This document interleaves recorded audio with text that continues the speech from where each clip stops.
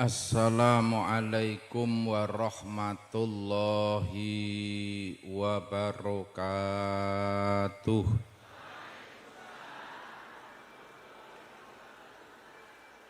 Bismillah, alhamdulillah, alhamdulillahilladzi asra bi'abdihi lailam minal masjidil harami ilal masjidil aqsa wassalatu wassalamu ala sayyidina Muhammadin wa ala alihi wa ashabihi ajma'in.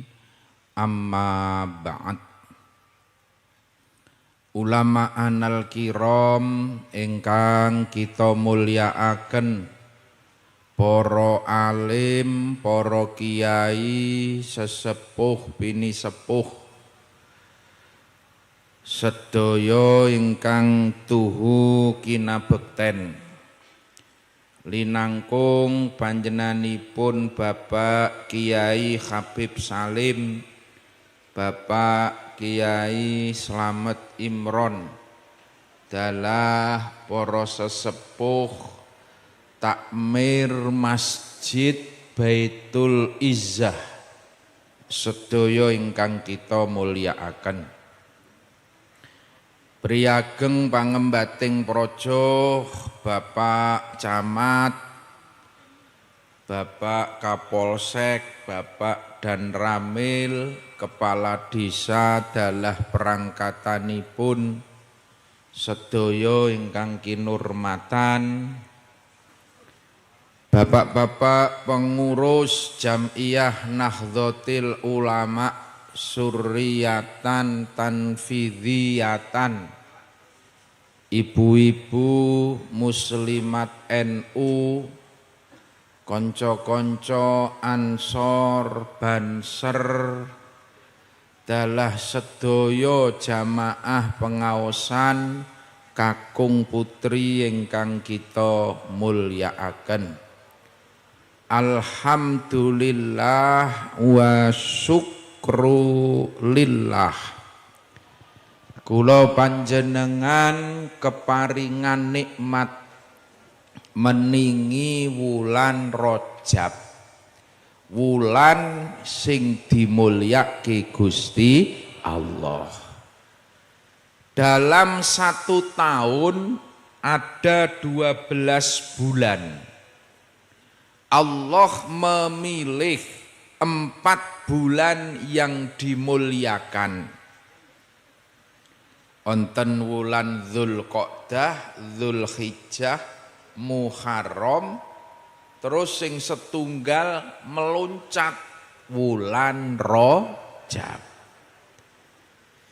Wulan Rajab niki wulan sing mulya, wulan di mana amal ibadah kula jenengan dilipat gandakan pahalane. Mula kiai-kiai sepuh dawuh, wulan Rajab iki wulane tandur. Sesuk nang wulan Sa'ban kuwi mangsane nyirami. Muga-muga awak dhewe sesuk menangi panen ganjaran nang wulan Ramadan. Allahumma barik lana fi Rajaba wa Sa'bana wa ballighna Ramadhana. Allahumma duh Gusti barik kula aturi paring kaberkahan panjenengan. Berkah niku maknane ziyadatul khair, mundak-mundake kesaenan. Fi Rajab ing dalem wulan Rajab lana dumateng kita sedaya ingkang rawuh niki. Muga-muga wulan Rajab iso mundak-mundak kesaenane. Allahumma tingkatke amal ibadai. Sing wingi do nyepelekke poso-poso sunnah, tulung teng wulan Rajab niki diopeni Senin Kemise.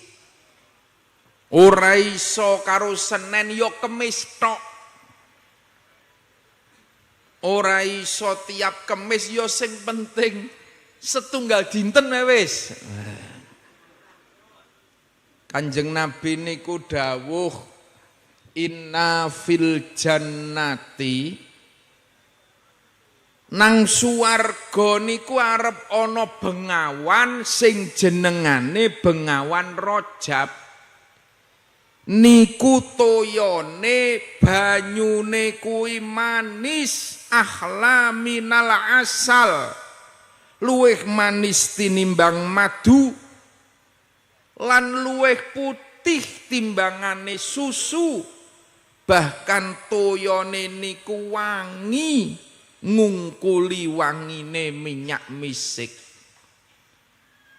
Faman soma yauman min Rajaba, sapa wonge sing gelem poso yauman sedina mawon ing dalem wulan Rajab, syaqahullahu lahu, Gusti Allah bakal nginumi tiyang kala wau saking bengawan Rajab sak gelas diombeke. Sapa wonge sing ngombe sangka bengawan Rajab, sesuk nang alam kubur, alam akhirat sak lawase ora bakalan ngrasa ngelak. Allahumma ning aja amin tok poso tenan. Ming seru amine ya pada bae. Lah niku nang akhirat niku ya jek butuh inuman rumangsane. Nang akhirat niku ya jek butuh panganan. Tasih butuh panganan, Pak. Krana al mautu babun wa kullun nasi dakhilun. Mati niku janjane ming kaya lawang. Wa kullun nas kabeh menungso ki arep liwat lawange mati pindah alam. Saka ngalam dunya pindah ngalam kubur, pindah alam akhirat. Nah niku lho. Jadi teng mriko niku jek butuh awak dhewe panganan omben-omben. Kula tiyang pejah niki butuh kiriman donga, butuh kiriman sedekah. Nggih napa mboten? Lah nek jenengan teng wulan Rajab iki gelem poso yauman sedina wae wis. Besok nang alam akhirat ora bakal ngrasa ngelak sak lawase lawas. Sing biasane bengi do nyepelekke niki ya idep-idep karo persiapan Ramadan. Nek sakniki awak dhewe wis latihan poso, sesuk tekan Ramadan niku wetenge wis ora kaget. Nggih mboten? Sing biasane bengi ora tau nyempatke melek kanggo ngibadah, iki pumpung Rajab, ayo bengi ora ketung 2 rakaat diopeni salat hajat, syukur salat tahajud, salat witir, supaya besok nang wulan Ramadan wis ora kaget kanggo taraweh. Nggih mboten?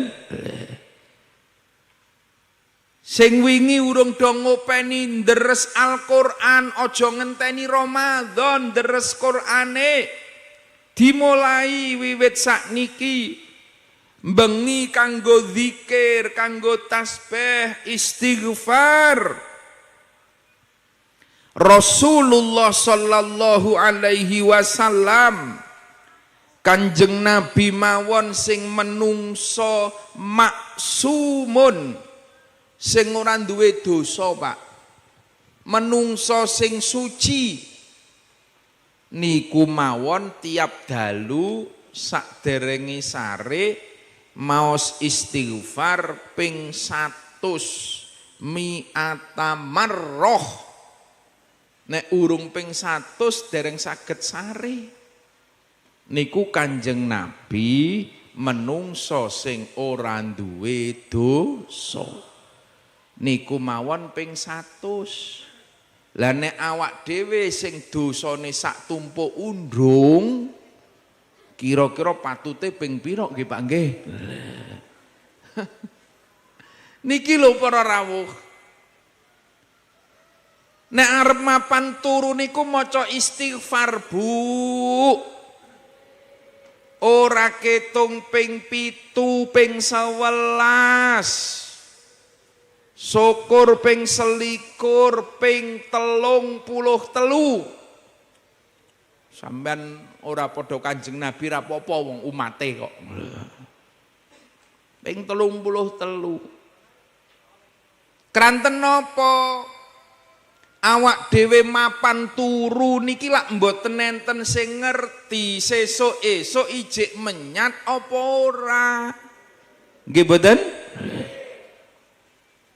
Survei membuktikan bahwa yang namanya ranjang tempat tidur itu adalah tempat yang paling berbahaya. Akeh-akeh wong mati niku nang dhuwur dipan. Nggih mboten? Pak polisi sanjang, ini bulan Desember musim hujan, hati-hati di jalan banyak kecelakaan. Akeh wong mati nang dalan nih lho ming sepiro. Jek luweh akeh sing mati nang dhuwur dipan.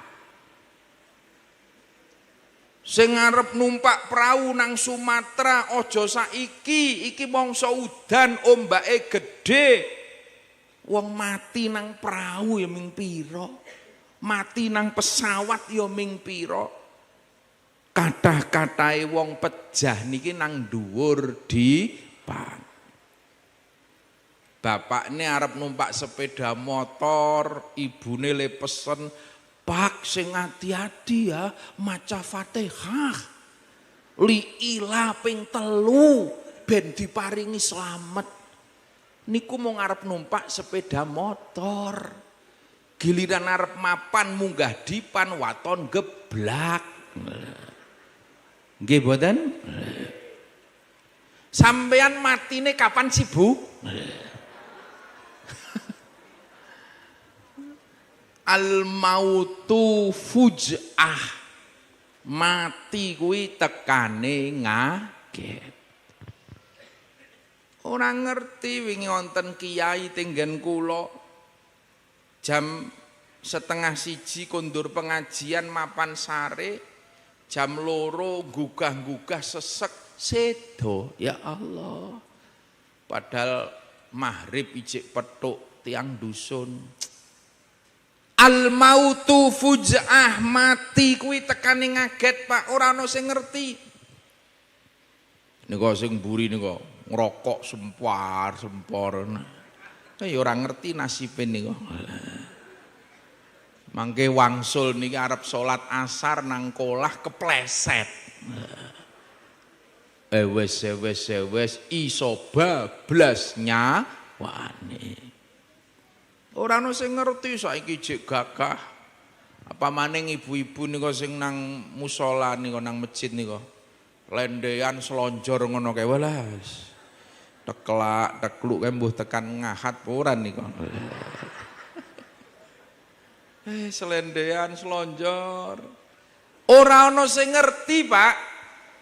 Kula mawon sing ijik ketok gagah bengak-bengok ngene iki ya ora ngerti nek isih 30 tahun meneh. Allahumma kok ora ikhlas li amin jenengan niki. Ya Allah, niki lho para rawuh.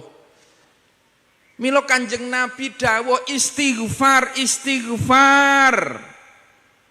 Kowe arep mapan turu istighfar, kliwate sesuk kowe iki ra petuk srengenge, dosa-dosane wis di ngapura. Allahumma amin.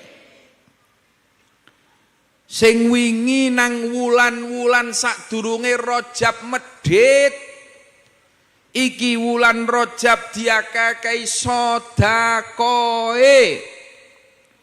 Dawuh Kanjeng Nabi, sapa wonge sing gelem sedekah tetulung marang sedulur nang wulan Rajab, bana Allahu, Gusti Allah bakal mbangunke istana omah sing apik sesuk nang swarga. Rumah kita di dunia boleh sederhana. Griya kula wau ndalu bocor jawah ora apa-apa. Mung bocor ribut. Griya kula dereng di keramik, dereng di mlester, lantene tanah, mboten napa-napa. Omah nang donya ki mung sementara. Arep pirang tahun dinggoni omah sampeyan kok apik-apik. 20 tahun, 50 tahun. Tapi sing kudu apik omah kula jenengan sing saklawase. Sesuk nang swarga rumah keabadian kita. Muga-muga diparingi omah sing endah kaya dene istana. Allahumma. Sarate jenengan wulan Rajab niki dikatahi sedekahe. Jadi wulan Rajab niki ibarate wulan promo. Perumahan di surga. Sing kepengin nyicil pesen omah, ayo sedekah nang wulan Rajab, tetulung marang dulur-dulure. Luweh-luweh niki dulur kula jenengan nembe kathah musibah. Nggih mboten? Aceh banjir, Sumatera banjir, di mana-mana banjir, longsor. Sisihkan sebagian rezeki kula jenengan kangge tetulung dulur-dulur kula sampeyan. Al muslimu akhul muslim kal jasadil wahid. Wong Islam kuwi siji karo sijine kuwi kaya dene awak sing tunggal, sedulur kaya awak sing tunggal. Ngertos awak sing tunggal, Pak? Dadi awak ngeten niki, sikil kesandung jeduk. Niki ora usah dikomando. Lesan niki langsung beng, waduh. Nggih mboten? Padahal sikil jempol iki, Pak, urung tahu petuk karo lesan. Sampeyan nate kloloden jempol? Urung tahu petuk, Pak.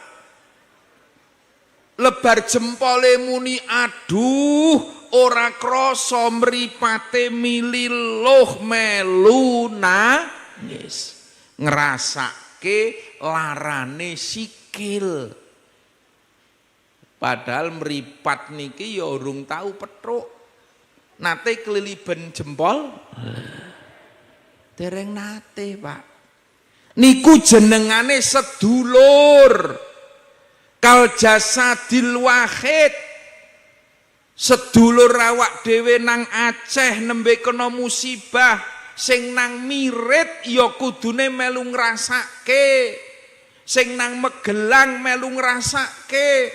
Itu baru namanya saudara, senajan durung tahu petruk. Nggih mboten? Kenal jenenge nggih mboten. Bahkan sing adoh teng mriku teng Palestina, dulur-dulur teng mriku didak-idak karo Israel, awak dhewe melu lara, Pak. Kal jasadil wahid, sebagaimana anggota tubuh yang satu. Niku dawuhe Kanjeng Nabi.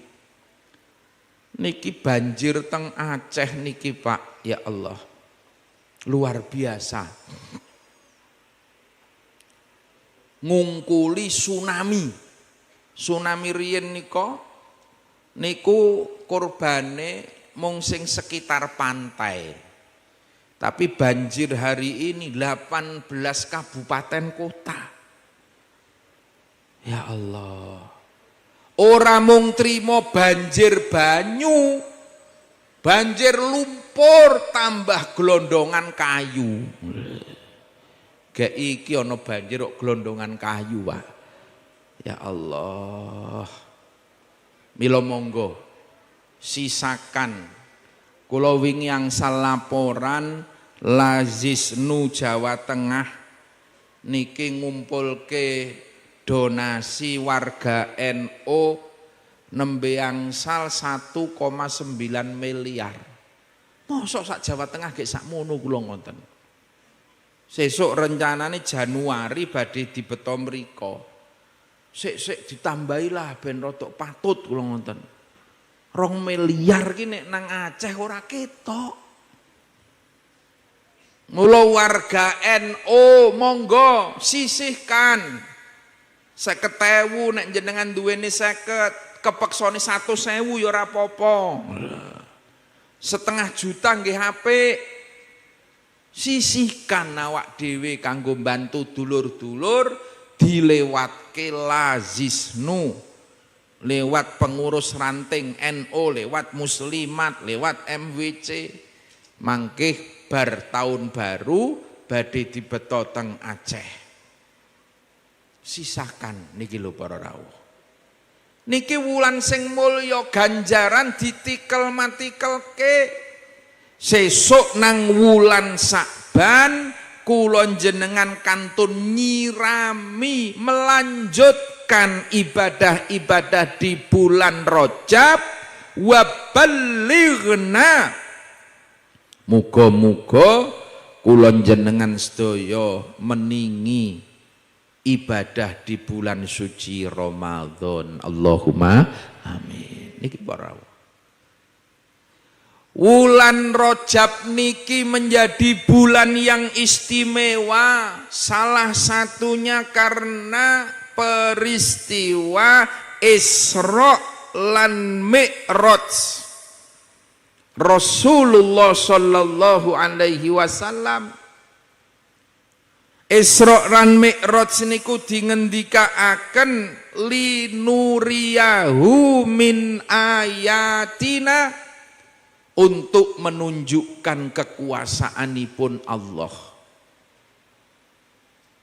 Perjalanan Rasulullah dari Masjidil Haram yang terletak di Makkah menuju ke Masjidil Aqsa yang ada di Palestina, yang hari ini diklaim oleh Israel teng Yerusalem.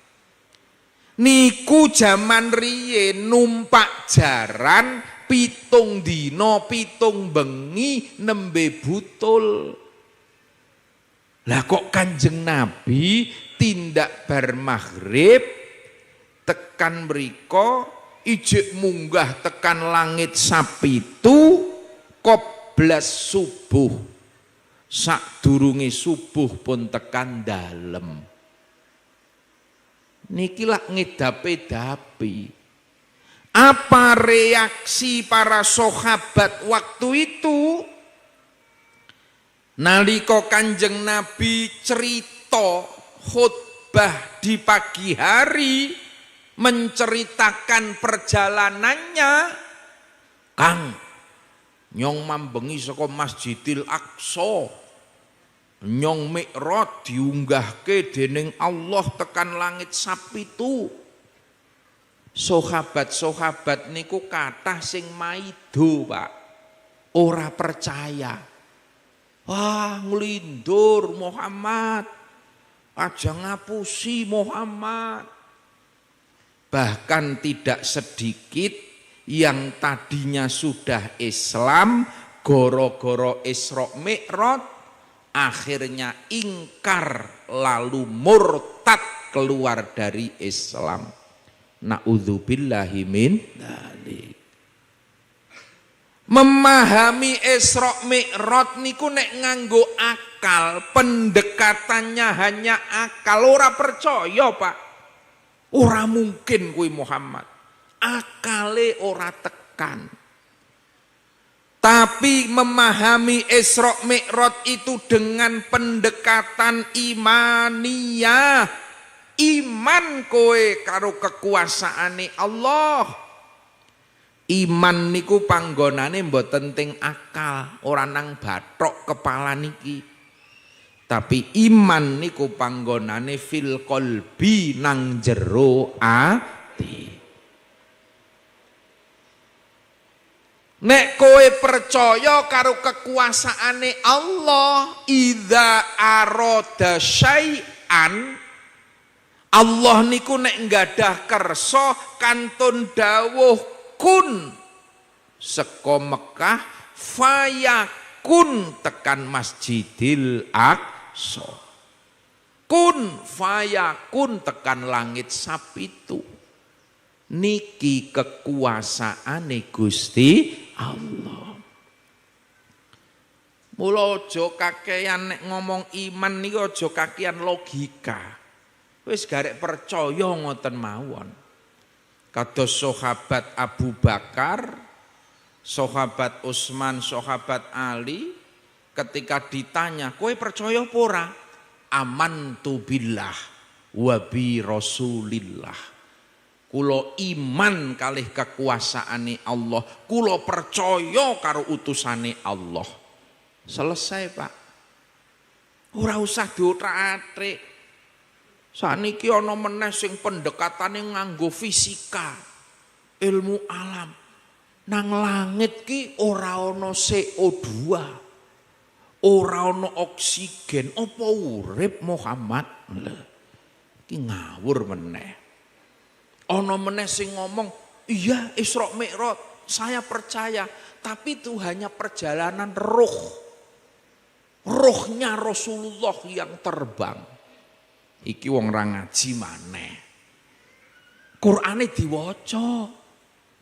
Subhanalladzi asra bi abdihi lailam minal masjidil harami ilal masjidil aqsa.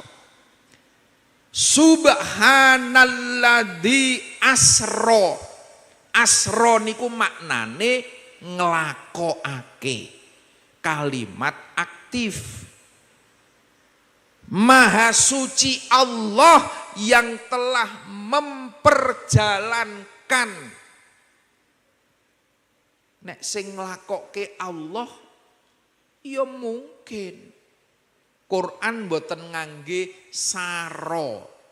Subhanalladzi saro. Nek saro ki maknane melaku. Nek melaku dhewe ora tekan, nggih mboten? Niki pentinge ngaji teng mriku niku. Ben iso mbedake maknane asra kalih saro. Bi abdihi sing dilakokke sapa abdun kawulane Allah. Al-Quran menggunakan lafal abdun. Abdun niku hamba. Abdun niku berarti ono jasate, ono ruh.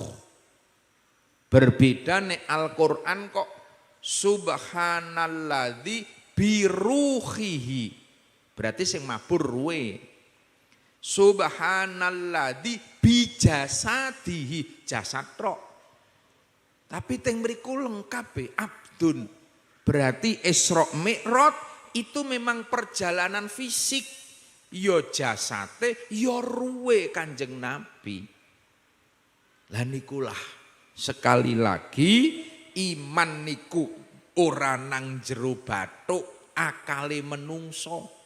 Wong tambah pinter ora mesti tambah imane.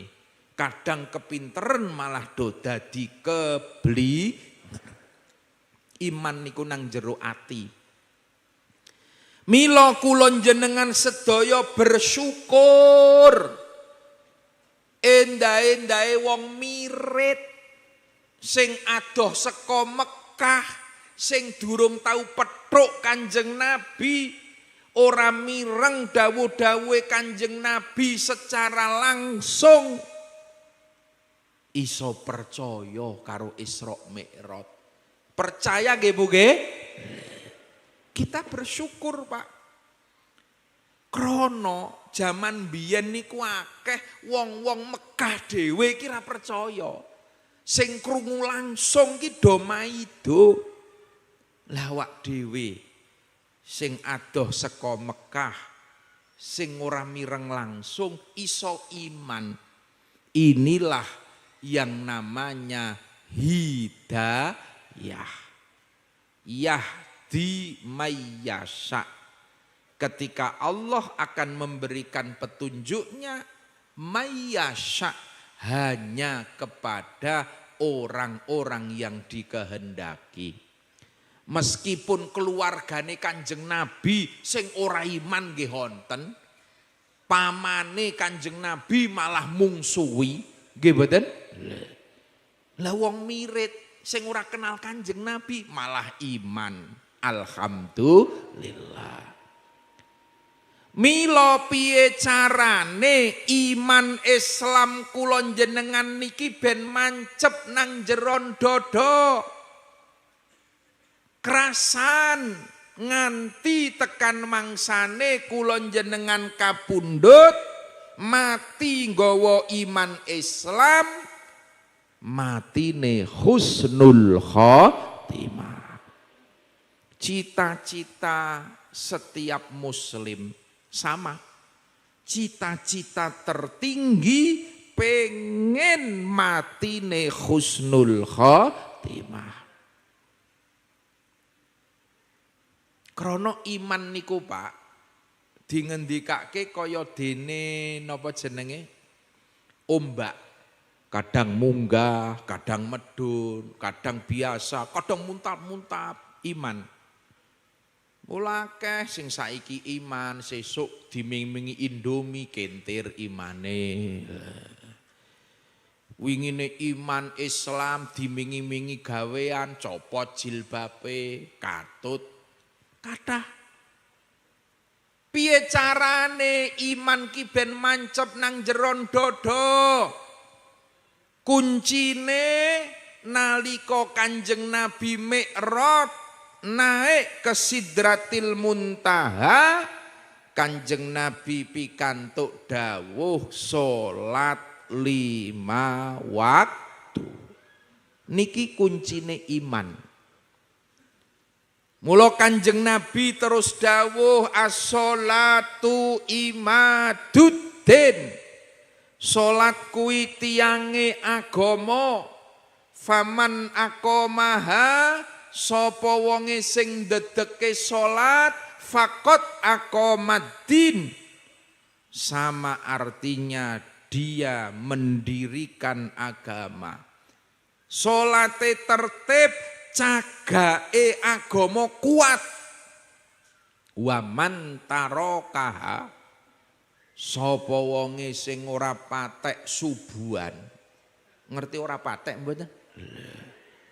Ora patek niku ya cok ho cok ora. Wa man tarakaha, sapa wonge sing ora patek duhuran, kadang sempat kadang lah niki lho. Nek wong-wong sing ngoten niku ninggalke salat fakot hadamaddin, sama artinya kamu itu menghancurkan agama, ngembrukke agama Islam.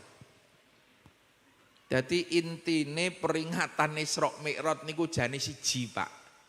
Ngilingke pentinge salat. Napa dielingke? Mergo awak dhewe akeh sing nyepelekake salat. Nek dideleng ngono ya jilbaban kudungan berukut ya Bu ya.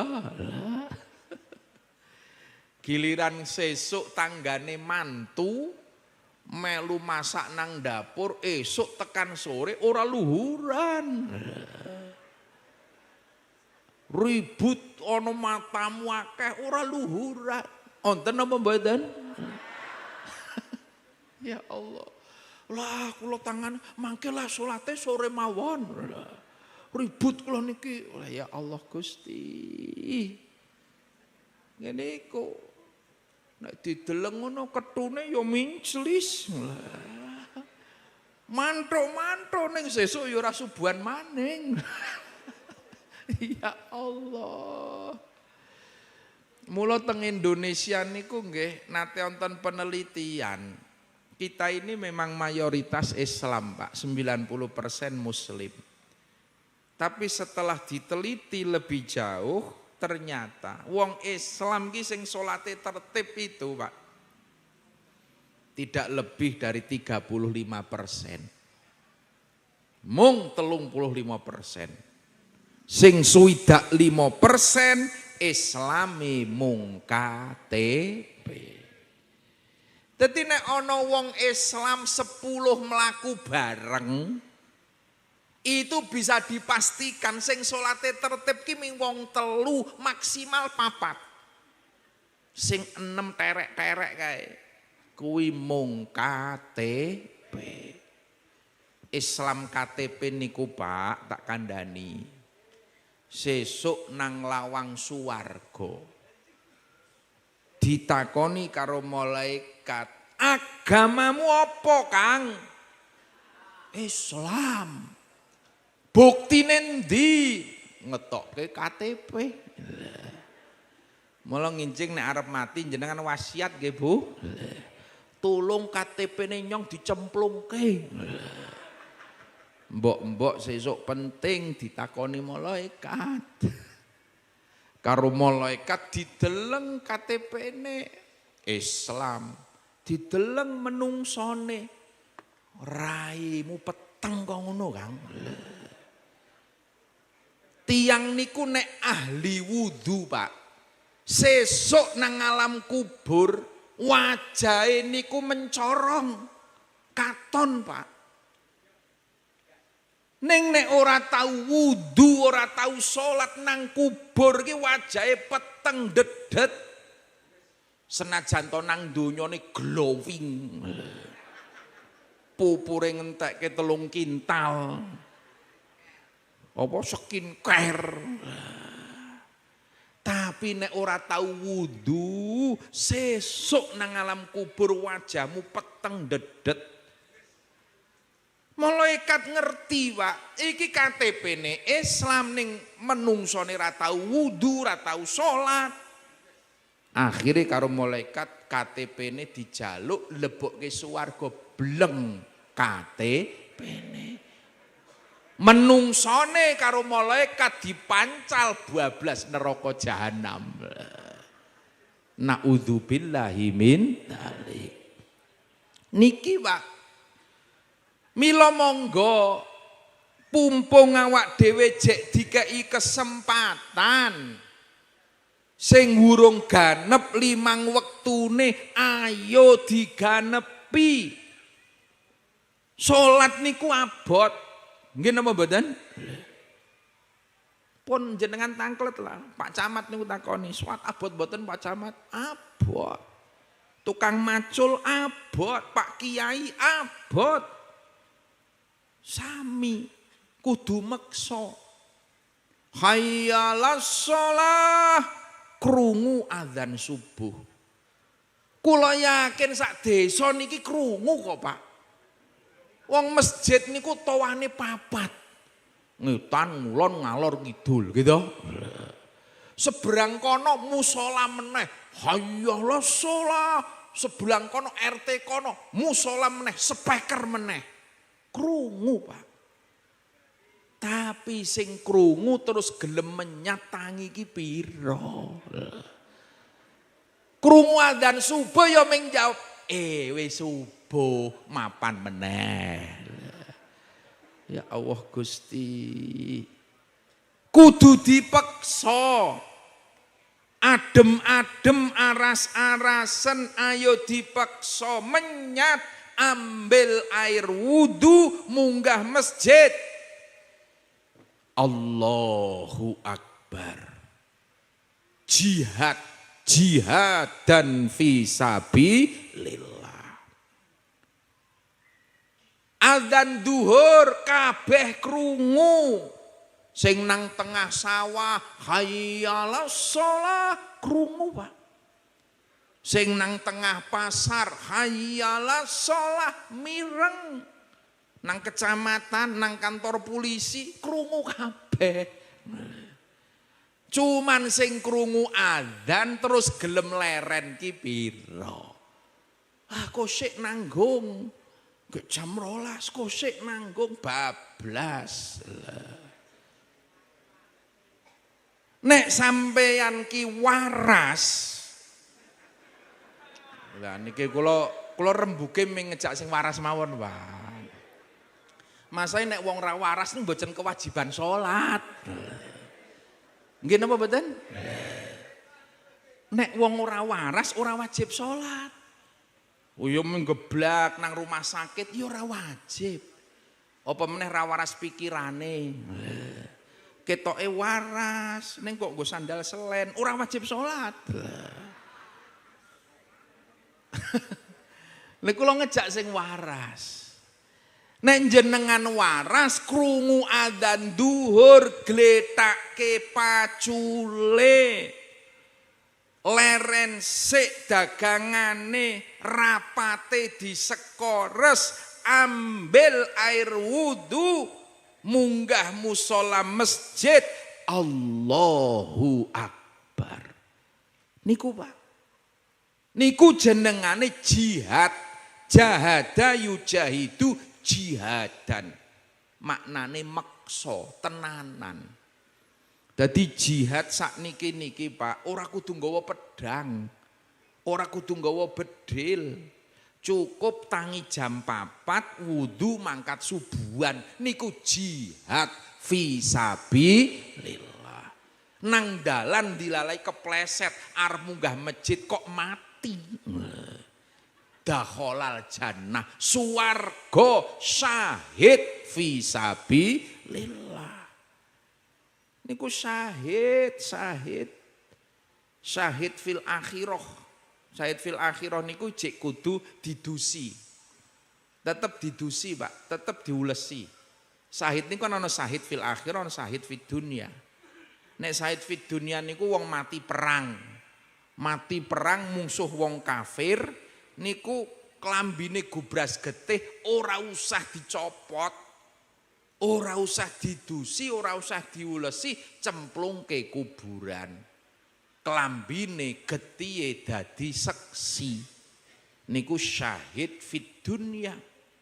Tapi nek wong arep munggah masjid kok ndilale kepleset, kepundhut mati pas arep salat, syahid fit akhirah. Senajan to syahid ijik tetep disirami, tetep diulesi. Nggih mboten? Syahid niku jenengan melayu-melayu ngoyak jamaah kok ndilalai tiba syahid. Dadi mriku niku kudu dipeksa. Lawak dhewe sing tuwa mawon ijik kudu bocah-bocah cilik-cilik ngenten niki. Mila monggo niki momen kesempatan sing sae dandani salate. Sing urung ganep 5 wektu diganepi, sing wis ganep ayo jamaahe ditingkatke. Jamaahe maghrib jamaah, isya jamaah, duhur subuh, terutama jamaah subuh. Iki ibu-ibu do kepengin rezekine lancar mboten sih Bu? Umure napa mboten Pak? Kuncine jamaah subuh. Malaikat rahmat, tangzilur rahmah, temurune malaikat rahmat niku pas wayah tulu'il fajri. Wayah fajar sodik, malaikat medun nggawa rahmate Allah lewat dhuwur desa jenengan, diinguk-inguk ro malaikat. Kae omahe sapa? Wah, nang jero kok wis do tangi, wis do wudu arep do jamaah. Weruh ngoten niku malaikat medun teng dalem jenengan. Kapan omahe jenengan keisine wong-wong do tangi gasik subuhan, malaikat pinarak. Begitu mampir teng dalem jenengan sedina niku metu saka omah sak sandung parane dadi rejeki. Sing nang pasar dagangane laris. Sing nang sawah panenane apik, sing nang kantor kerjaane beres kabeh. Kuncine subuh, Pak. Malaikat mampir teng dalem jenengan, sing lara-lara enggal diparingi sehat. Allahumma amin. Tapi malaikat liwat dhuwur daleme jenengan diinguk malah isih malaikat iki ra butuh rejeki menungso iki lah. Dilewati karo malaikat. Kapan omah sampeyan ora diampiri malaikat rahmat, sumpek uripe. Rezekine angel mengguk terus. Penyakitan lah wis. Niki nek wong tangine awan wis ngoten niku. Kula mireng teng mriki tasih kathah sing keturunan bangsawan, bangsa tangi awan niku. Ya Allah. Mula nate Pak wonten sederek dugi griya kalih kula sambat, Gus pripun Pak? Niki situasi kok kaya ngeten nggih. Kaya ngeten pripun? Ekonomi niki lho, kula usaha napa mawon. Wingi bakulan dilalai bangkrut. Kula wingi njajal nandur lombok patheken bosok.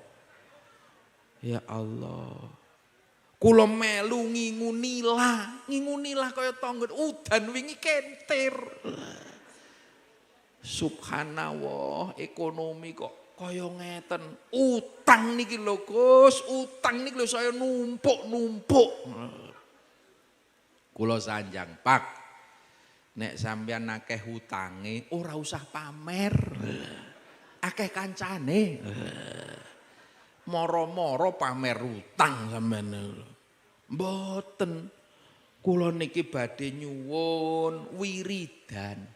Amalan nopo sing kangge nggangsarke rejeki?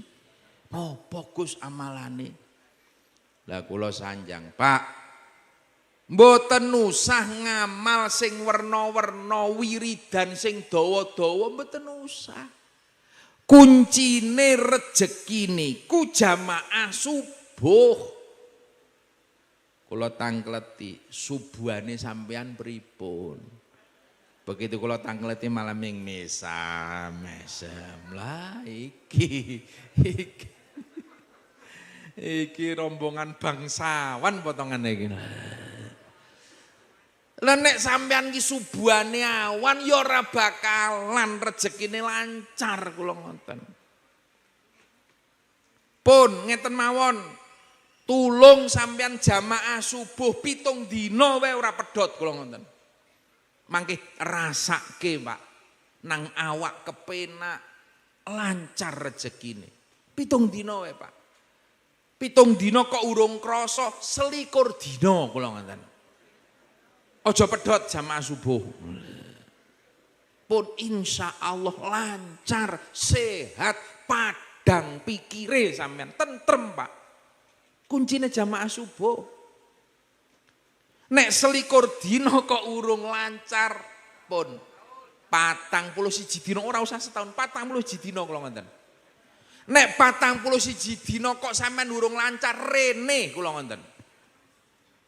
Arep njaluk modal pira tak modali aku ngono wis. Nek ora percaya kula ngoten. 41 dina jamaah subuh. Nek kowe urung lancar mara mriki Pak, utangmu pira kula ngoten. Tak modali. Niku tak tunggu tekan 40 dina ora mara Pak. Kira-kira lancar apa ora subuhan ora ngerti kula niku. Kira-kira wis subuhan terus lancar muga-muga. Allahumma utawa ora iso tangi gasik kira-kira. Manyen dawuhe Kanjeng Nabi ngoten kok. Tangzilur rahmah, temurune rahmat niku wayah subuh. Niki lho Pak, mula monggo awak dhewe dipeksa tangi gasik. Nek wis awak dhewe iso tangi gasik, didelok kiwa tengen jenengan. Sak omah iki lho, sampean operasi.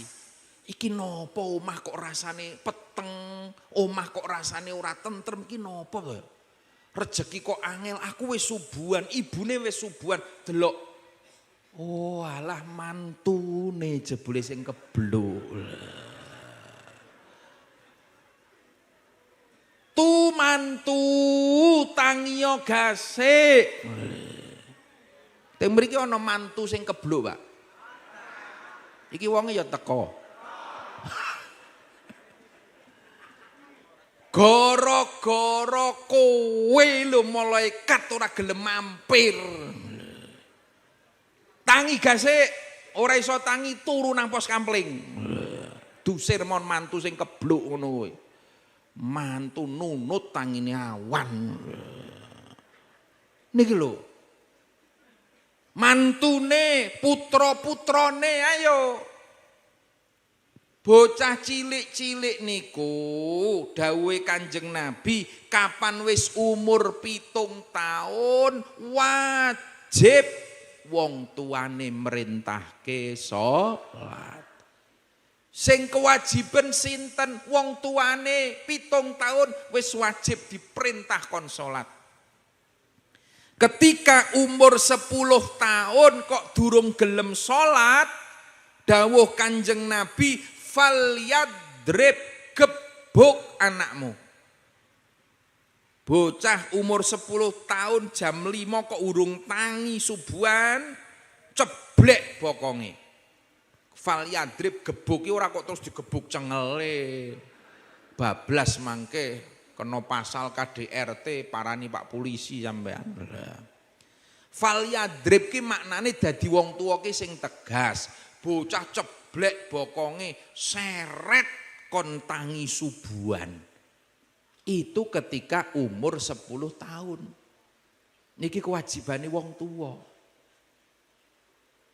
Kira-kira jenengan Bu ijik purun mboten, telaten mboten nggugah anake jam 4:30 kon subuhan. Telaten mboten Bu? Keriyen Pak, kula ora takon bapake. Bapake tangine 5:30. Niki kewajiban jenengan wajib nek anake wis 10 tahun kelas piro? Kelas 4 SD lah. Kelas 3, kelas 4 niku wis wajib jenengan gugah 4:30. Sing kewajiban wong tuane. Engko nek wis akil balik niku wis tanggungane bocah. Nek jenengan boten telaten gugahi bocah kon subuhan. Zaman sakniki paling praktis anak niki lebokke nang pesantren. Begitu lulus SD, MI, lebokke nang pesantren. Kelebihan pesantren salah satunya bocah niku nek ting pondok salat 5 wektune kopen. Karena di pesantren anak-anak itu wajib jamaah maktubah. Nek ting masjid niki Pak, jamaah niki hukume napa? Sunnah. Nggih mboten? Ganjaran 17 derajat. Nang jero pesantren jamaah ki hukume wajib. Mula jam 4 yo digugah. Nggo sajadah dicebleki kondo tangi, ora tangi gebyur. Wes piye kurang piye saiki? 4:30 kudu wis siap rapi nang jero masjid jamaah. Anak-anak itu harus dilatih disiplin. Disiplin bangun pagi. Kunci sukses ki nang wayah esuk le. Kowe arep sukses piye nek tangimu awan? Itu harus disiplin. 5 waktune bocah niku terjamin. Tapi cobi nek putra jenengan ora nang pondok sekolah nang SMP negeri kayak kira-kira subuhan ora. Duhuran ora jelas. Bocah niku nek salat 5 wektune tertib, innas sholata tanha anil fahsya'i wal mungkar. Salat niku dadi kunci rem keselamatan anak-anak kita dari perbuatan mungkarot. Bocah niku nek salate tertib selamat Pak. Ora katut minuman keras, ora katut mabuk-mabukan. Di anak wedok salate tertib aman, ora digondol garangan. Nggih mboten? Aman saka maksiat. Sekolah monggo, tapi sekolah sing nang jero pesantren. Kathah sakniki Pak. SMP nang jero pesantren niku teng Jetis onten, ajeng teng Berjan, onten Purworejo, teng Maron, kathah. Bocah niku salate kopen ping pindho, pergaulane aman. Sakniki kathah lare-lare rusak gara-gara salah milih kanca. Nggih mboten? Bocah desa ngeten niki nang desa ketok adem nyilek. Malam minggu tongkrong nang alun-alun, tongkrong nang akhire nopo katut melu mabuk. Narkoba rata sekarang ke desa-desa. Niki salah pergaulan. Nek nang jero pesantren putra jenengan kumpule karo wong-wong waras, wong ahli ibadah, wong seneng ngaji, wong sing ngerti unggah-ungguh. Putra jenengan sakniki sing bocahe bedigasan. Zaman sakniki niki golek bocah iso ngomong alus mon pun angel. Nggih mboten? Bocah TK niku, bocah tiap dina cekeli HP, TikTok. Lancar bahasa Indonesia, giliran dundang bapakne lerene nopo. Karo bapakne muni nopo. Dundang ibune, halo guys. Subhanallah, lare saniki. Bocah bedigasan ora iso ndingkluk omonge kasar. Lebokke nang pesantren, sak wulan, 2 wulan, setahun, 2 tahun, lambat laun bocah niki iso ndingkluk, omonge iso alus. Duwe akhlak, duwe adab. Sal sing lan mugi-mugi sedaya binjang pinaringan husdihin niyah al-Fatihah. A'udzubillahi minasyaitonirrajim. Bismillahirrahmanirrahim. Alhamdulillahirabbil alamin arrahmanirrahim maliki yaumiddin. Iyyaka na'budu wa iyyaka nasta'in ihdinas siratal mustaqim siratal ladzina an'amta 'alaihim ghairil maghdubi 'alaihim waladdallin. Amin. Bismillahirrahmanirrahim. Alhamdulillahirabbil alamin. Hamdan yuwafi wa yukafi'u mazidah. Ya Rabbana lakal hamdu kama yanbaghi li jalali wajhikal karim wa 'azimi sultanik. Allahumma shalli wa sallim ala sayyidina Muhammad wa ala ali sayyidina Muhammad. Allahumma ighfir lana dzunubana khotoyana wa kaffir anna sayyiatina kullaha ya Allah. Allahumma bijahi nabiyyikal mustafa rasulikal murtada ya Allah. Hasil maqasidana maqasidad din maqasidad dunya maqasidal akhirah ya Allah. Allahumma rabbana atina fid dunya hasanah wa fil akhirati hasanah wa qina adzabannar wa qina adzabannar wa adkhilnal jannata ma'al abrar ya azizu ya ghaffar ya rabbal alamin. Subhana rabbika rabbil izzati amma yasifun wa salamun alal mursalin walhamdulillahi rabbil alamin.